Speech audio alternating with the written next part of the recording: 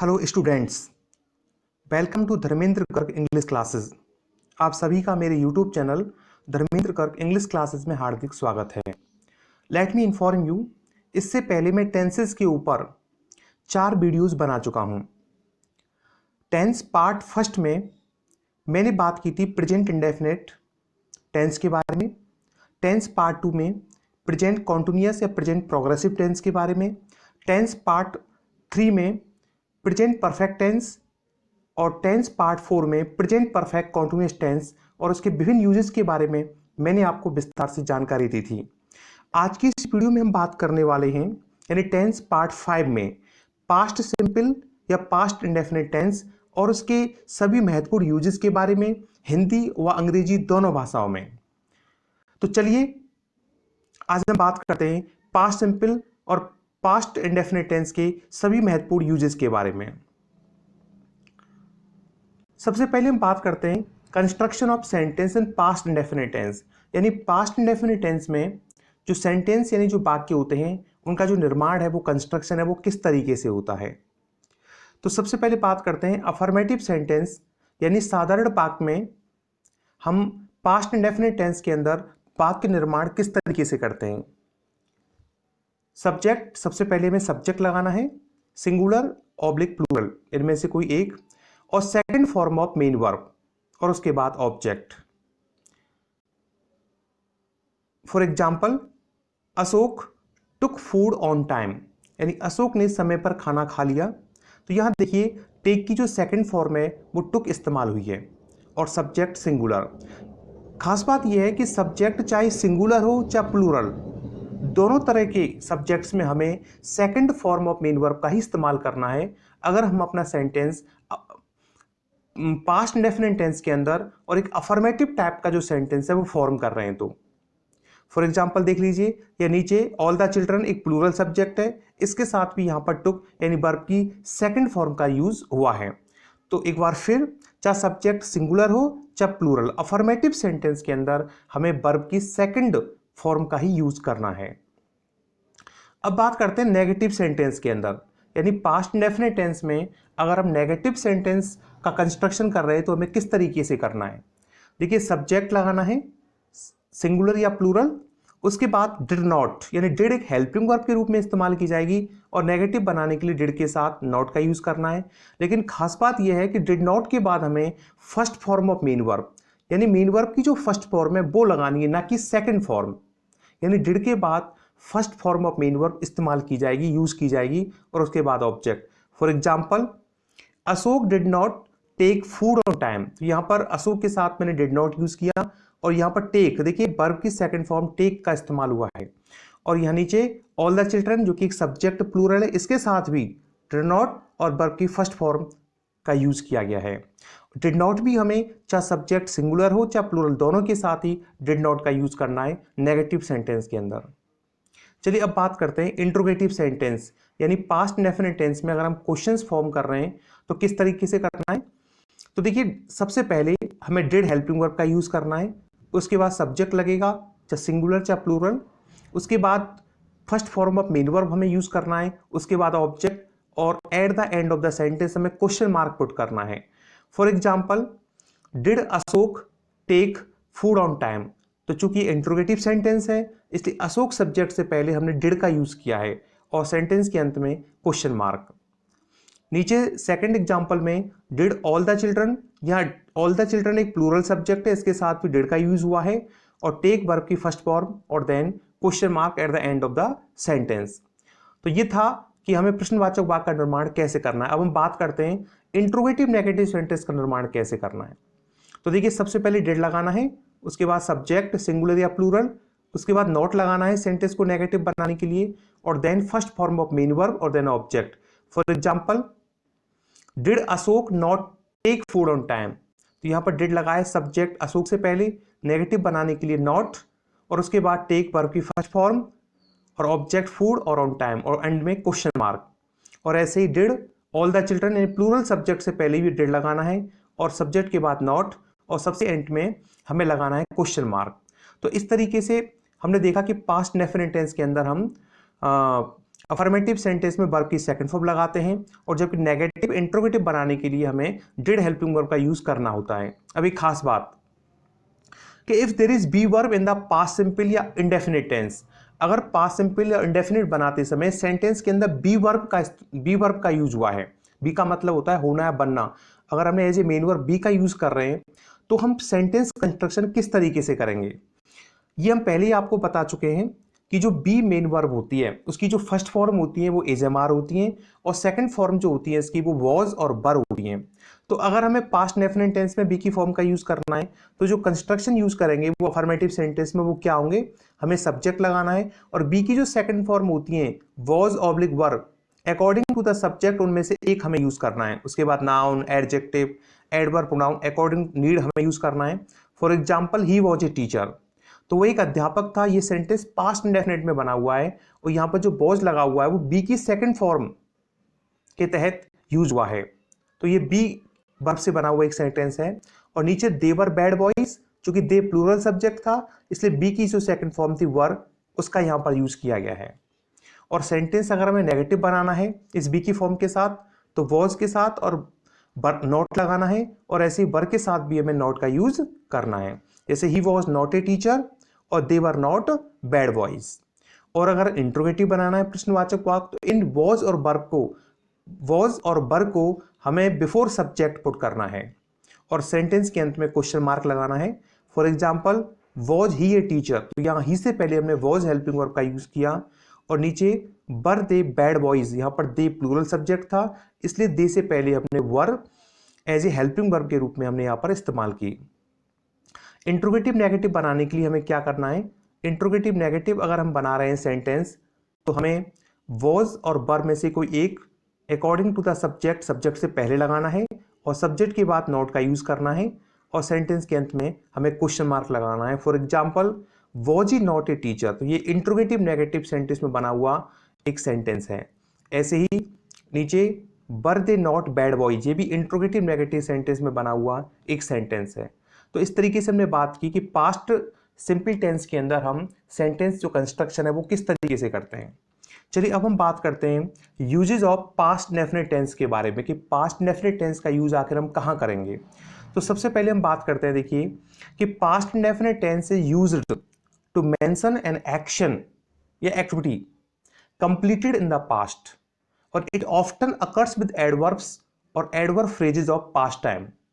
हिंदी में बात करें तो भूतकाल में पूर्ण हुए कार्य को व्यक्त करने के लिए, यानी पास्ट डेफिनेट टेंस का यूज हम उस एक्शन उस कार्य को व्यक्त करने के लिए करते हैं जो पास्ट में कंप्लीट हो चुका है। आमतौर पर इसमें कोई ना कोई टाइम इंडिकेटर दे रखा है कि जो ये संकेत करता है कि एक्शन पास्ट में कब कंप्लीट हुआ। इसका प्रेजेंट के साथ कोई लेना देना नहीं होता।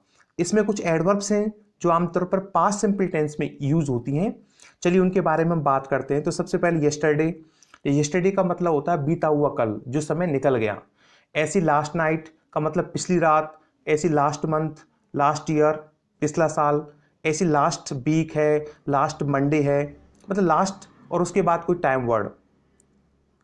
इसके अलावा एन आवर एगो, एगो लगा हुआ है जैसे एक घंटे पहले, ऐसे फ्यू मिनट्स एगो, कुछ मिनट पहले, 3 डेज एगो, 3 दिन पहले, ऐसे 1 ईयर एगो, 1 साल पहले, इस तरह से। ऐसे ही यहाँ पर जैसे इन 2007, इसको ध्यान से देखें, जब हम उस जैसे एट प्रेजेंट 2020 में हम रह रहे हैं और सेंटेंस में मान लीजिए 2020 से पहले का कोई ईयर दे रखा है तो वो सारे सेंटेंस हमें पास्ट इंडेफिनिट टेंस में बनाने हैं। फॉर एग्जांपल जैसे इन 2007, मान लीजिए 2007 में कोई काम कंप्लीट हुआ तो वो सेंटेंस पास्ट इंडेफिनिट टेंस में बनाया जाएगा। ऐसे ही 1947, 1947, ये दो जो ईयर्स दे रखे हैं ये तो एक एग्जाम्पलरी दिए हुए हैं, ऐसे कोई सा भी ईयर हो सकता है। फॉर एग्जांपल जैसे इन 2010 हो सकता है, इन 2015 हो सकता है। ऐसे ही हम बात करते हैं इन जनवरी या इन फरवरी, इन मार्च, यानी वह मंथ, वह साल का वह मंथ जो निकल चुका है। और ऐसे ही एट 7 o'clock, एट 10 o'clock, ऐसे ही इन विंटर, इन ऑटम, या ऐसे in the morning, afternoon, evening. यानी पास्ट इंडेफिनिट टेंस का यूज हम उन एक्शंस के लिए करते हैं जो भूतकाल में, जो पास्ट में कंप्लीट हो चुके हैं। और याद रखने वाली बात यह है कि पास्ट का प्रेजेंट के साथ कोई रिलेशन नहीं होता। अब फॉर एग्जांपल हम बात करते हैं जैसे सोहन जैसे सोहन, पहला सेंटेंस हम देख सकते हैं यहां पर, Sohan visited the zoo yesterday. अब देखिए इसमें एक टाइम एडवर्ब लगा हुआ है यस्टरडे, जो इंडिकेट कर रहा है कि जो एक्शन है वो कल कंप्लीट हो गया। यानी सोहन जू कब गया था, कल। तो चूंकि एक्शन कल ही कंप्लीट हो गया, और पास्ट डेफिनेट टेंस का यूज हम उन एक्शंस के लिए करते हैं जो पास्ट में खत्म हो गए, तो इसलिए यहां पर हमें वर्ब की सेकंड फॉर्म का इस्तेमाल करना है, और उसमें इस्तेमाल हुआ भी है। जैसे सोहन विजिटेड, ये वर्ब की सेकंड फॉर्म है, तो कह सकते हैं कि ये सिंपल पास्ट टेंस में सेंटेंस है वो फॉर्म हुआ है। ऐसे ही आई रिसीव्ड, ऐसे ही I received his letter a week ago. तो ये एक्शन जो हुआ है इसमें, रिसीव, लेटर को प्राप्त करने का जो एक्शन है वो एक वीक पहले कंप्लीट हो गया, तो एक्शन एक वीक पहले ही खत्म हो गया, इसलिए इसमें भी हमें पास्ट सिंपल टेंस लगाना है, और रिसीव की जो सेकंड फॉर्म है रिसीव्ड का इसमें यूज हुआ है। थर्ड एग्जांपल, सी लेफ्ट स्कूल लास्ट ईयर, वही स्कूल कब छोड़ा, लास्ट ईयर की बात कर रहे हैं, इसमें एडवर्ब दे रखी है लास्ट ईयर, तो लीव की सेकंड फॉर्म लेफ्ट का इसमें इस्तेमाल हुआ है, इसलिए ये भी सिंपल पास्ट टेंस में सेंटेंस बना है। ऐसी फोर्थ सेंटेंस के बारे में हम बात करते हैं यहाँ पर, कि ही वॉज बोर्न इन 1906, कि उसका जन्म 1906 में ही हो गया था, तो 1906 निकल चुका है, अब हम बात करते हैं 2020 के बारे में। तो यानी पास्ट डेफिनेट टेंस उन एक्शंस के लिए यूज किया जाता है जो पास्ट में खत्म हो गई, तो ये एक्शन भी कंप्लीट हो गया, इसलिए यहां पर भी बी की फॉर्म के रूप में वॉज वर्ब का इस्तेमाल हुआ है, जो बी की सेकंड फॉर्म वॉज या वर होती है, जो कि ही सिंगुलर सब्जेक्ट है, इसलिए वॉज का यूज हुआ है। ई सेंटेंस के बारे में बात करते हैं हम, कि the first world war began in 1914, तो देखिए 1914 की बात कर रहे हैं, तो इसलिए यहां पर भी बिगिन की सेकंड फॉर्म बिगिन का यूज हुआ है, ये भी सिंपल पास्ट टेंस में बना हुआ सेंटेंस है। ऐसी एफ के बारे में बात करते हैं, I heard the news an hour एगो, या फिर अ फ्यू मिनट्स एगो, इनमें से कोई एक का यूज कर सकते हैं। तो मैंने इस खबर को सुना एक घंटे पहले या कुछ मिनट्स पहले, तो यह एक्शन कब कंप्लीट हुआ, एक घंटे पहले हुआ या कुछ मिनट्स पहले हुआ, इसलिए यहां पर हियर की सेकंड फॉर्म का यूज हुआ है। ऐसे ही जी के बारे में बात करते हैं, कि what did you do this morning, तो देखिए यहां पर एक एक शब्द है दिस मॉर्निंग, यानी आपने सुबह क्या किया। तो जब ये सेंटेंस फॉर्म किया जा रहा है, फॉर्म किया गया, तब निश्चित तौर पर उस समय मॉर्निंग का समय नहीं था, यानी मॉर्निंग खत्म हो चुकी थी। ये सेंटेंस या तो दोपहर में बनाया गया, शाम को बनाया गया, इसलिए ये कंप्लीशन ऑफ एक्टिविटी को इंडिकेट कर रहा है, और इसमें पास्ट सिंपल टेंस का यूज हुआ, चूंकि क्वेश्चन सेंटेंस है, इसलिए सब्जेक्ट से पहले डिड, और ऊपर हम बात कर चुके थे कि डिड के साथ हमें वर्ब फर्स्ट ही लगानी है, इसे डू का यूज हुआ यहां पर। तो what did you do this morning, यानी आपने सुबह क्या किया। ऐसे हम एच की बात करें, सी वॉच्ड टीवी यस्टरडे इवनिंग, इसमें तो साफ तौर पर कल शाम की बात हो रही है, तो एक्शन कंप्लीट हो गया कल शाम को ही, इसलिए वॉच की सेकंड फॉर्म वॉच का यूज हुआ है इसमें। ऐसी आई सेंटेंस के बारे में बात करें, the girls made some cakes this morning, लड़कियों ने सुबह बनाए थे कुछ केक्स, सुबह की, हम सुबह टाइम की बात कर रहे हैं, इसलिए मेक की सेकंड फॉर्म मेड का इस्तेमाल हुआ है। और ऐसे ही आई जे के अंदर, she wrote some letters in the afternoon, उसने दोपहर में कुछ पत्र लिखे थे, और जब ये सेंटेंस फॉर्म हुआ तब उसमें दोपहर जो बीत चुकी थी, या तो वो शाम का समय था या रात का, जो भी समय रहा हो, लेकिन दोपहर कंप्लीट हो चुकी थी, इसलिए यहाँ पर राइट की सेकंड फॉर्म रोट का इस्तेमाल हुआ है। और I saw you last in A party, मैंने आपको अंतिम बार पार्टी में देखा था। तो जब हम उन एक्शंस के बारे में बात करते हैं जो खत्म हो गए पास्ट में, आमतौर पर इसमें एक ऐसे टाइम वर्ड का इस्तेमाल किया जाता है जो इंडिकेट करता है कि एक्शन पास्ट में कब कंप्लीट हुआ, तो हम पास्ट सिंपल टेंस का इस्तेमाल करते हैं। सेकंड यूज के बारे में बात करते हैं, देखिए कभी कभी क्या होता है, पास्ट सिंपल, इसमें लिखा हुआ है sometimes past simple tense is used without an adverb of time to show the completion of activity in the past, और in such cases the time may be either implied or indicated by the context of situation. कभी कभी हम past simple tense का use उन actions के लिए भी करते हैं जो पास्ट में खत्म तो हो गए, लेकिन उनमें कोई पॉइंट ऑफ टाइम दिया नहीं होता कि एक्शन कब, निश्चित तौर पर एक्शन कब कंप्लीट हुआ, लेकिन एक्शन पास्ट में ही कंप्लीट हुआ है, इसको हम कॉन्टेक्स्ट से या सिचुएशन से समझा जा सकता है। जैसे अब पहला सेंटेंस देखिए, आई लर्नड हिंदी नागपुर, मैंने नागपुर में हिंदी सीखी, इसका मतलब यह कि वो व्यक्ति जो इस सेंटेंस को बना रहा है अब नागपुर में नहीं रहता, इसलिए यहां पर लर्न की सेकंड फॉर्म लर्नड का इस्तेमाल हुआ और इस सेंटेंस पास्ट सिंपल में बना हुआ है, तो कॉन्टेक्स्ट क्लियर है। ऐसे ही बी में, बाबर डिफिटेड राणा सांगा खानवा, हम हिस्टोरिकल फैक्ट की बात करें जो बहुत समय पहले खत्म हो गया, तो बाबर ने राणा सांगा को खानवा में पराजित किया था, तो कॉन्टेक्स्ट क्लियर है कि एक्शन बहुत पहले पास्ट में कंप्लीट हो गया, इसमें सिंपल पास्ट टेंस का यूज हुआ है। ऐसे ही सी में जॉन लिव्ड इन आयरलैंड, कि जॉन आयरलैंड में रहता था ड्यूरिंग द वॉर। अब वॉर खत्म हो चुका है, कब की बात कर रहे हैं, युद्ध के दौरान वो आयरलैंड में रहता था। ऐसे ही डी सेंटेंस में बात करें कि most of our cathedrals were built during the middle ages, तो मिडिल एजेस की बात करें, मिडिल एजेस में बनाई गई थी, तो इसलिए इसमें भी बर यानी बी की second form past simple tense का यूज हुआ है, पैसे में बना हुआ सेंटेंस है ये। और I bought this fountain pain in London, और मैंने फाउंटेन पेन कहाँ खरीदा था, लंदन में। अब चूंकि मैं लंदन में नहीं हूँ तो इसलिए यहाँ पर भी बाई की सेकंड फॉर्म बॉट का इस्तेमाल हुआ है। और एब सेंटेंस के अंदर देखें तो हम डिड यू स्लीप वेल, यानी उन एक्शंस की बात कर रहे हैं जो पास्ट में कंप्लीट हो गया। क्या आप आज ढंग से क्या आपने प्रॉपर तरीके से नींद ली क्या आज, तो हम ये कोई सेंटेंस में बात कर रहे हैं। तो कॉन्टेक्स्ट से क्लियर है कि यहाँ पर नाइट की बात हो रही है, तो इसलिए हमने सिंपल पास्ट टेंस का यूज किया है। थर्ड देखिए, past simple tense is used to express repeated और habitual activities in the past. हम पास्ट सिंपल टेंस का यूज पास्ट में जो आदतन कार्य हैं उनके लिए भी करते हैं। पास्ट में आदतन कार्य, भूतकाल में आदतन कार्यों को बताने के लिए। और इसमें खास बात यह है कि ये जो रिपीटेड एक्शंस है इन द पास्ट, यानी पास्ट में जो आदतन कार्य होता है, इसी को व्यक्त करने के लिए हम यूज टू मॉडल का भी यूज करते हैं। यूज टू मॉडल तो या तो हम पास्ट में आदत को दिखाने के लिए वर्ब की सेकंड फॉर्म का इस्तेमाल कर सकते हैं, यानी सिंपल पास्ट टेंस यूज कर सकते हैं, या पर इसी बात को हम यूज टू मॉडल से भी कह सकते हैं। फॉर एग्जाम्पल कि my grand mother told me stories when I was child, यानी मेरी दादी मुझे कहानी सुनाया करती थी when I was a child. ये पास्ट, देखिए पास्ट के एक्शन की बात कर रहे हैं, जब मैं एक बच्चा था तब कहानी सुनाती थी, तो टेल की सेकंड फॉर्म है टोल्ड। तो यहां पर सिंपल पास्ट टेंस का यूज हुआ है हैबिचुअल एक्शन दिखाने के लिए। अगर हम पास्ट सिंपल टेंस यूज ना करना चाहें और मॉडल से इसको बनाना चाहें तो जो ब्रैकेट में दिया हुआ है उससे बना सकते हैं। जैसे my grandmother use to tell me, use to एक मॉडल है जो हैबिचुअल एक्टिविटी को दिखाता है पास्ट के अंदर, तो my grandmother use to tell me stories when I was a child. ऐसे ही सेकंड जो सेंटेंस है इसका कि there was a cinema before, there was a cinema here before the war, युद्ध से पहले यहां सिनेमा हुआ करता था। तो यहां पर बी की सेकंड फॉर्म वॉज का यूज हुआ है, तो ये तो सिंपल पास्ट टेंस है। लेकिन हम सिंपल पास्ट यूज ना करें, मॉडल से बनाना चाहें तो क्या बनेगा, there used to be a cinema here before the war, यहां पर एक सिनेमा हुआ करता था। तो इस तरीके से पास्ट इंडेफिनिट टेंस का यूज किया जाता है रिपीटेड और हैबिचुअल एक्टिविटी दिखाने के लिए।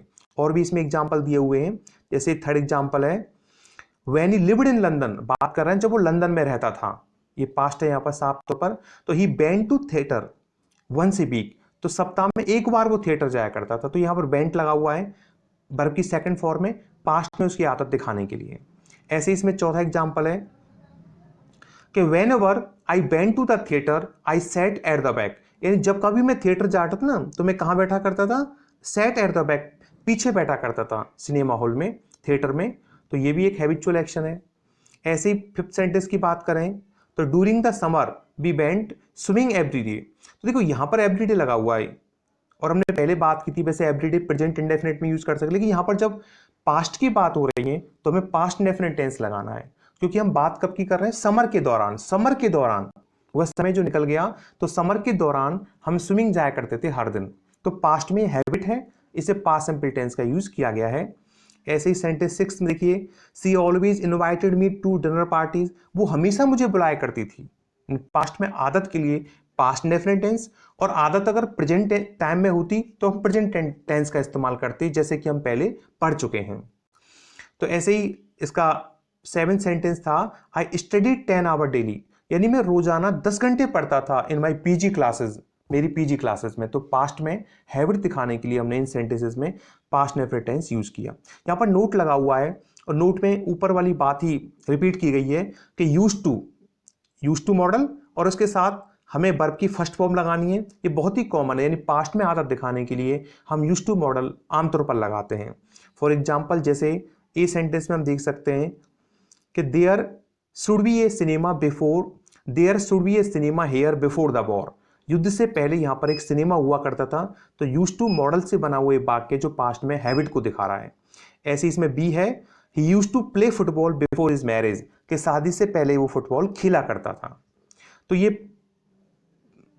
एक इंपॉर्टेंट बात थी जो मैंने आपके साथ यहां पर शेयर की। चलिए अब बात करते हैं पास्ट इंडेफिनिट टेंस के चौथे यूज के बारे में। देखिए, past indefinite tense is used in conditional sentence of type second showing imaginary, unlikely और हाइपोथेटिकल कंडीशन। यानी हम पास्ट इंडेफिनिट टेंस का यूज सेकंड नंबर की जो कंडीशन होती है, इसका नाम है इमेजिनरी कंडीशन, उसमें भी करते हैं। इस कंडीशन की खास बात ये होती है कि इसमें इफ वाला जो क्लॉज है, यानी इसमें जो इफ वाला क्लॉज है, जैसे इफ ही बेंट देयर, तो इसमें तो लगाना है हमें सिंपल पास्ट टेंस, और जो सेकंड वाला जो प्रिंसिपल क्लॉज है उसमें हमें लगाना है वुड या शुड, उसके साथ वर्ब की फर्स्ट फॉर्म। डियर स्टूडेंट्स, अगर मान लीजिए कोई सेंटेंस इफ से शुरू हो रहा है और उसके, अब आप ध्यान से देखना, एक क्लॉज उसका आप नोटिफाई कर सकते हैं कि अगर एक क्लॉज में वुड के साथ फर्स्ट फॉर्म का यूज हुआ है उसके प्रिंसिपल क्लॉज में, तो हम इजीली मालूम कर सकते हैं कि इफ वाला जो क्लॉज है उसमें हमें एक सिंपल पास्ट यूज करना है, क्योंकि वो एक इमेजिनरी या अनरियल कंडीशन है। इस सेंटेंस का मतलब है कि इफ ही बेंट देयर, अगर वो वहां जाता तो उसे पुरस्कार मिल जाता। ये कल्पना कर रहे हैं कि अगर वो वहां जाता तो उसे पुरस्कार मिल जाता, लेकिन शायद वो वहां पर गया नहीं। और इफ द स्कूल ओपन, अगर स्कूल खुले तो शायद हम स्कूल अटेंड करेंगे। और इफ यू पास्ड दैट पे, अगर वो उस रास्ते से गुजरा तो वह मेरा लेटर पोस्ट कर देता। तो इस तरह से इमेजिनरी जो कंडीशन है, और भी वाक्य बनाते हैं सेंटेंस के अंदर, जैसे if I were the principle of my school, अगर मैं अपने स्कूल का प्रिंसिपल होता। तो इस तरह के जो इमेजिनरी सेंटेंस होते हैं उनमें हम इफ वाला जो क्लॉज होता है उसमें हम सिंपल पास्ट टेंस का यूज करते हैं। इसके अलावा हम बात करते हैं इसके फिफ्थ नंबर के यूज के बारे में। देखिए, past simple tense, past indefinite tense is use to show unreal past with as if, as though, if only और आई विश। ये कुछ वर्ड हैं, जैसे एज इफ और एज दो, इनका अर्थ होता है मानो की, और इफ ओनली और आई विश का मतलब होता है काश। ये सेंटेंस ऐसे रिग्रेट बनाए जाते हैं और एक अवास्तविक स्थिति को ये भी क्लियर करते हैं। फॉर एग्जाम्पल, जैसे ही बिहेव्स, वो ऐसे बर्ताव करता है, एज इफ से बात जुड़ा हुआ है तो वो ऐसे बर्ताव करता है। ही ओन्ड दिस हाउस, जैसे वो इस मकान का मालिक हो। ये देखो यहां पर हमने वर्ब की सेकंड फॉर्म लगाई है past indefinite tense, unreal situation को बताने के लिए। तो कैसे बिहेव करता है, मानो वो इस स्कूल का मालिक है जबकि वह इस घर का मालिक नहीं है। वह ऐसे बर्ताव करता है मानो यह उसका मकान हो, but this is not his house. तो ये एक कंडीशन को यहां पर इमेजिन किया गया है। ऐसे ही बी सेंटेंस है, I wish I knew him. I wish का मतलब होता है काश, काश आई न्यू, मैं उसे, काश मैं उसे जानता, but I do not know him, लेकिन मैं उसे नहीं जानता। तो यहां पर हमने एक इमेजिन किया है, एक कल्पना की है, काश मैं उसे जानता। तो यहां पर नो की सेकंड फॉर्म का हमें इस्तेमाल करना है। ऐसे सी सेंटेंस है, ही टॉक्स एज इफ या एज दो, कोई भी लगा सकते हैं, एज इफ या एज दो। वो ऐसे बात करता है मानो ही न्यू वेयर सी वॉज, मानो उसे पता हो कि वो कहां है जबकि उसे पता नहीं है। तो यहां पर भी हमने पास्ट सिंपल टेंस का यूज किया है। और फोर्थ सेंटेंस, आई विश काश आई न्यू हिज एड्रेस, काश मुझे उसका एड्रेस पता होता लेकिन मुझे उसका एड्रेस पता नहीं है। तो ये एक हमने उसके एड्रेस पता होने को इमेजिन किया है। तो एक अनरियल सिचुएशन को एक्सप्रेस करने के लिए as if, as though, if only और आई विश के बाद वाले जो सेंटेंस हैं उनमें हम सिंपल पास्ट टेंस का यूज करते हैं। इसका सिक्स्थ नंबर का जो यूज है वो काफी इंपॉर्टेंट है। देखिए, past indefinite tense is used to express the activities which begin in the past, यानी इसका यूज उन एक्टिविटीज के लिए करते हैं, उन एक्शंस के लिए जो पास्ट में शुरू हुई and continued in the past, और वो पास्ट में एक निश्चित समय तक कंटिन्यूड रही यानी जारी रही, एंड इज फिनिश्ड नाउ, लेकिन वो अब एक्टिविटी जो है ना अब खत्म हो चुकी है। और आमतौर पर इसके साथ हम समय से पहले फोर सेंस का इस्तेमाल करते हैं। देखिए, एक बात यहाँ क्लियर कर दूं कि हम पहले भी पढ़ चुके हैं कि फोर सेंस का यूज हम प्रेजेंट परफेक्ट और प्रेजेंट परफेक्ट कंटिन्यूअस में भी कर चुके हैं, लेकिन वहां प्रेजेंट परफेक्ट कंटिन्यूअस में और इस पास्ट इंडेफिनिट टेंस में डिफरेंस क्या है। देखिए, प्रेजेंट परफेक्ट कंटिन्यूअस में क्या था, एक्शन पास्ट में शुरू होता था और प्रेजेंट में वो प्रोग्रेसिव रहता था, यानी प्रेजेंट में वो एक्शन खत्म नहीं होता था और संभावना थी कि वो एक्शन फ्यूचर में भी चलेगा। लेकिन यहां पर एक्शन पास्ट में तो शुरू हुआ है लेकिन वर्तमान में वो एक्शन खत्म हो चुका है। अब देखिए, for example, he worked in this school for 5 years। इसका मतलब है कि उसने इस स्कूल में 5 साल काम किया, यानी अब वो इस स्कूल में काम नहीं करता। तो यहाँ पे इसलिए वर्ब की सेकंड फॉर्म का इस्तेमाल हुआ है फॉर सिंस के साथ, समय से पहले। ऐसे ही B, she lived at Mathura for a long time. वो लंबे समय तक मथुरा में रही, अब नहीं रहती मथुरा में। He taught us English for 5 years। उसने में 5 साल इंग्लिश पढ़ाया, अब नहीं पढ़ाता, वो कहीं और पढ़ाता है। Train stopped there. ट्रेन यहाँ पर 5 मिनट रुकी, अब वो जा चुकी है। तो यानी उन एक्शंस के लिए जो पास्ट में शुरू हुए लेकिन अब वो खत्म हो चुके हैं, इनमें भी हम समय से पहले फॉर सिंस का यूज कर सकते हैं। एक इंपॉर्टेंट स्ट्रक्चर है जिसके साथ हम पास्ट सिंपल टेंस का यूज करते हैं, और उसके बारे में और थोड़ा सा जान लेते हैं। और वो स्ट्रक्चर शुरू होता है इट इज टाइम से, इट्स टाइम या इट्स हाई टाइम, और उसके बाद सब्जेक्ट लगा करके अगला जो क्लॉज है उसमें सब्जेक्ट लगेगा और सिंपल पास्ट टेंस हमें लगाना है। आखिर इस क्लॉज का यूज हम कब करेंगे? It is use to mean somebody should have done something. इसका इस्तेमाल तब करते हैं जब इसका सेंस निकलता है कि किसी व्यक्ति को कोई काम कर देना चाहिए था जबकि उसने वो काम किया नहीं, या किसी व्यक्ति को कोई काम नहीं करना चाहिए था जबकि उसने वो काम कर दिया।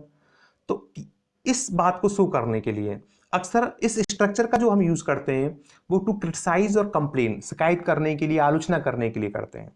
फॉर एग्जाम्पल, जैसे इसमें पहला सेंटेंस है it's time the children were in bed. इसका मतलब है कि भाई समय हो गया, बच्चों को अब तक सो जाना चाहिए था जबकि बच्चे अभी तक बाहर खेल रहे हैं।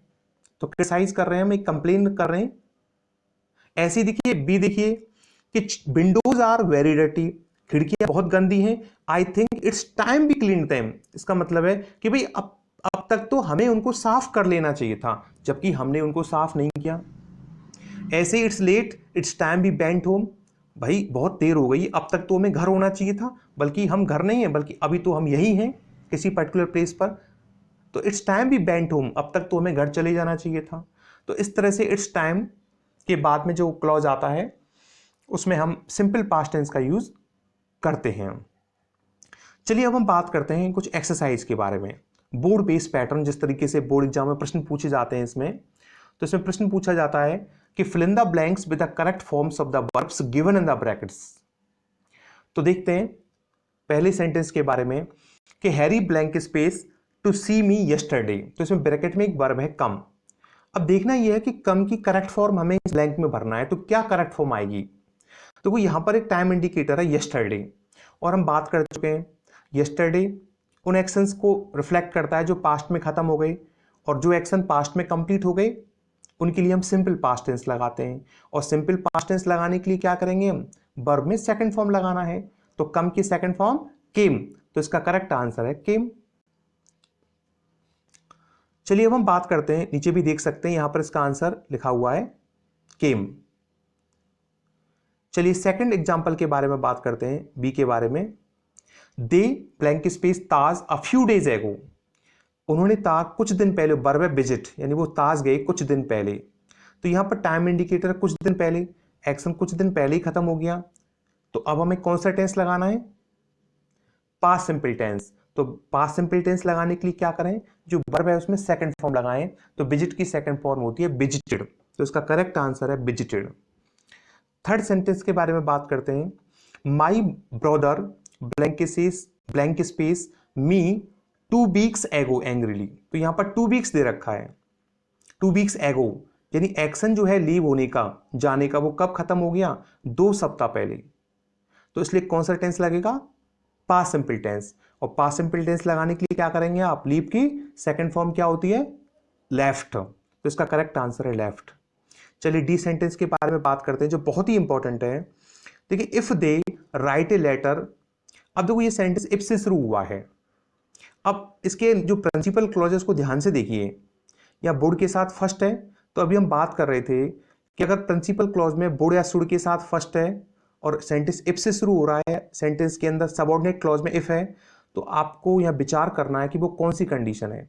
तो बोर्ड के साथ फर्स्ट है प्रिंसिपल क्लॉज में, तो ऑफ कोर्स यहां पर एक इमेजिनरी कंडीशन है। और इमेजिनरी कंडीशन में क्या करते हैं? इफ वाले क्लॉज में हमें सिंपल पास्ट टेंस लगाना है। तो राइट की सेकंड फॉर्म रोट, तो इसका करेक्ट आंसर होगा रोट।